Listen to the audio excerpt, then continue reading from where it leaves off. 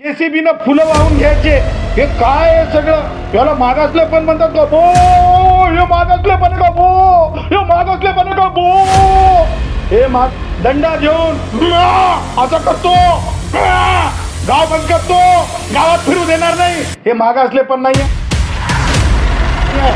ही जुलूमशाही आहे, हे अत्याचार आहे, ही अत्याचारी भाषा आहे. त्या आधी आरक्षण दिलं तरी आम्ही येणार आहोत, पण मात्र तेव्हा विजयी सभा विजयी सभा साजरी करू. महाराष्ट्राचं सरकार माननीय सर्वोच्च न्यायालयापेक्षा, भारतीय संविधानापेक्षा मोठं नाही. महाराष्ट्र सरकार भारतीय संविधानापेक्षा, माननीय सर्वोच्च न्यायालयापेक्षा मोठं नाही. यापूर्वी माननीय सर्वोच्च न्यायालयाने मराठा भाऊ आमचे सामाजिक मागास नाहीत असं स्पष्टपणे सांगितलेलं आहे. त्याच्यामुळे विजय उत्सव वगैरे वगैरे वगैरे अगोदर मागास ठरावं लागतं आहे, आणि मागास ठरत नाहीत कारण जे तत्त्व सामाजिक मागासलेपणाचे त्याच्यात ते बसत नाहीत. त्यामुळं आमचं म्हणणं आहे की जरंगे जे काही बोलत आहे त्या बोलण्याला मला असं वाटतं काही काडीची किंमत नाही आहे, काही चर्चाच होऊ शकत नाही आहे. आणि त्यामुळं जरंगेला म्हणजे जे काही जालन्यावरून किंवा महाराष्ट्रातून इतरत्रून मुंबईमध्ये जे बोलवलं चाललं आहे, ज्या प्रकारे मुंबईला वेठीस धरण्यासाठी हे सगळं चाललं आहे, याला कुठेतरी राज्य सरकारने त्याचा लाड करू नये. त्याचं कोणत्याच प्रकारचं म्हणजे काय म्हणतात ते, म्हणजे त्याचे कोणत्याच प्रकारचे ते पुढं बडेजाव करू नये. आतापर्यंत झालं ते खूप झालं, त्यामुळं स्टॉप दॅट म्हणेल मी. सर, जालन्यावरून जेव्हा सर्व मराठा माणूस मुंबईत येणार आहे, त्यात जे मराठा महिला आहेत ते बोलतात आहे की आम्ही गावात राहून शेती करू, आम्ही गुरं सांभाळू. तसंच दुसरीकडे बोलायला जर अनुचित प्रकार कुठलाही घडला तर आम्ही देखील एक आक्रमक भूमिका घेऊ, आम्ही कुठल्याही आमदार खासदाराला गावात फिरू देणार नाही. ते देखील मराठा जे महिला आहेत ते देखील सज्ज झाले आहेत. कसे पाहताय? लोकशाहीमध्ये बघून घेऊ, म्हणजे आम्ही सुद्धा काहीतरी विपरीत करू, हे असं काही चालत नाही. हे राष्ट्रवादी काँग्रेसचे वयोवृद्ध पुढारी शरद पवार यांनी ह्याच्यावर बोललं पाहिजे. ते का गप्प आहेत? कुणाचा सपोर्ट आहे? ह्या सगळ्या गोष्टी महत्त्वाच्या आहेत. ह्यांचा बोलवता धनी कोण आहे?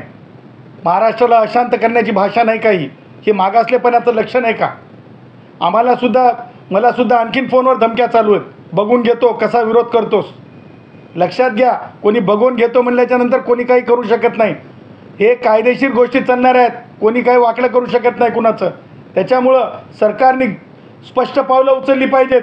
जी चूक सरकारने मागे केली ती चूक परत करू नये. पोलिसांना स्पष्टपणे निर्देश द्यावेत. स्पष्टपणे माननीय मुख्यमंत्री एकनाथरावजी शिंदे साहेबांनी दोन गोष्टी लक्षात घेतल्या पाहिजेत की आतापर्यंत झालेले लाड जरंगेचे ते खूप झाले. आता खऱ्या मागासल्यांना माननीय मुख्यमंत्री एकनाथरावजी शिंदे साहेब, तुम्हाला हात जोडून विनंती आहे, त्या मसनजोगी भावांकडे बघा, त्या मंदिरवाल्या भावांकडे बघा, त्या कुडमुड्या दोषींकडे बघा, त्या जे म्हणजे घिसडी भाऊ आहेत त्यांच्याकडे बघा. अहो, ते मागासलेपण आहे. हे मागासलेपण नाही.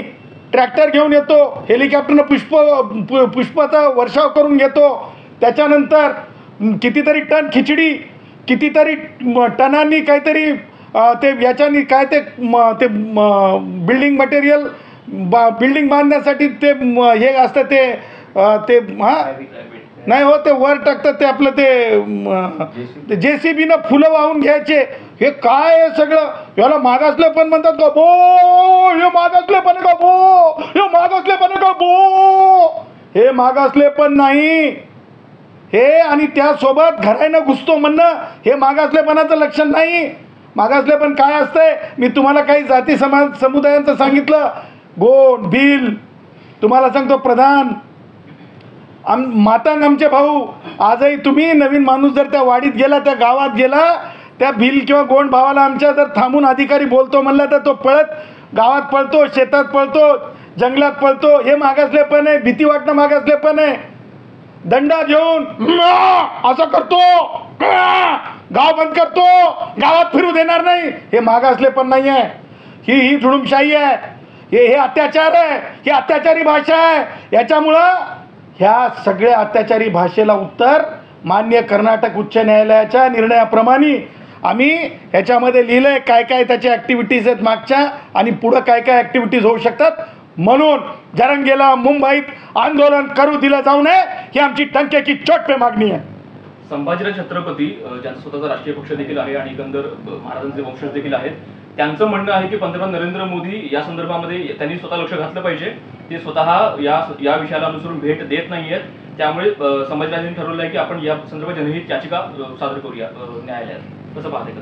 मला एक समजत नाही की फुले शाहू आंबेडकरांचं खूप काही या महाराष्ट्राला कल्चरल गोष्टी लाभलेल्या आहेत. म्हणजे मी तर म्हणेल 100% म्हणजे जे सुजलाम सुफलाम महाराष्ट्र आहे.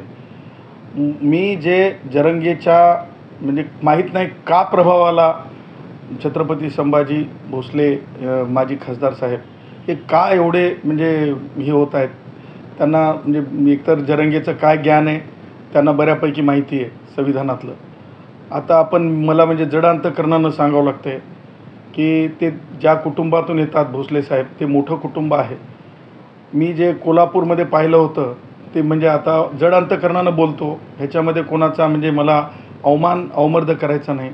डाव्या बाजूला म्हणजे भोसले साहेबांचे वडील मधी जरंगे आणि म्हणजे उजव्या बाजूला भोसले साहेबांचे वडील मधी जरंगे आणि डाव्या बाजूला म्हणजे छत्रपती संभाजीराजे भोसले यांना बसवलं आणि तेही खालून कार्यकर्त्या स्वरूपात जरंगे माईकमधून बोलत होता आणि बोलवत होता.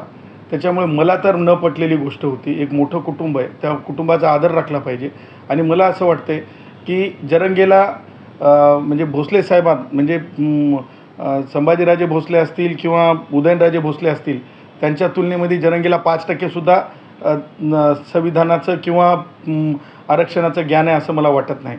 त्याच्यामुळं सगळ्यांनी एक ठरवलं पाहिजे की महाराष्ट्राला अशांत होऊ दिलं नाही पाहिजे आणि जरंगेला थांबवलं पाहिजे. जरंगेचं हे कुटील राजकारण हे काँग्रेसी राजकारण आहे. जरंगेचं जे उपजत पिंड आहे जो आहे तो काँग्रेसी पिंड आहे आपल्या सगळ्यांना माहिती आहे. त्याच्यामुळं हे फार झालं तर काँग्रेसची पराभूत मनोवृत्ती आणि राष्ट्रवादी काँग्रेसचे वयोवृद्ध पुढारी शरद पवार यांचं हे यांच्या ऑफ सीझन काळातलं हे राजकारण आहे असं मी जरंगेच्या आंदोलनाला मानतो.